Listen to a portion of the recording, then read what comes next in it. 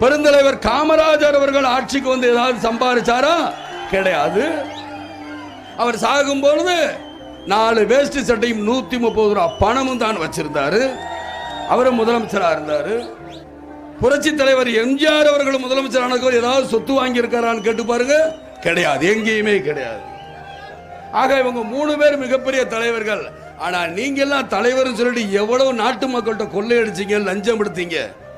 ஆகையினால்தான் இந்த மக்கள் உங்களை தேடி வரல, என்னைய தேடி வந்தாங்க. நான் இதுவரைக்கும் ஆட்சியிலும் உட்காரல, எதுலையும் உட்காரல. நான் கொள்ளையடிக்கணுங்கிற அவசியம் கிடையாது. ஏன் கொள்ளையடிக்கணுங்கிற அவசியம்? என் சொந்த காசை விட்டு தான் நான் கட்சி ஆரம்பிச்சு, என் சொந்த வித்து இடத்தை வித்து தான் நான் கட்சி ஆரம்பிச்சுட்டு வந்திருக்கேனே தவிர அவங்கள மாதிரி மக்கள் பணத்தில் கொள்ளையடிச்சுட்டு நான் வந்து வரலைங்கிறதுல மாத்திரம் நிச்சயமாக இருக்கு. ஆக இந்த கூட்டம் இளைஞர்களுக்கு எதை சொல்லுகிறதுன்னு தான் நம்ம பார்க்கணும். இளைஞர்களுக்கு இதுவரைக்கும் எதையுமே சொல்லலை.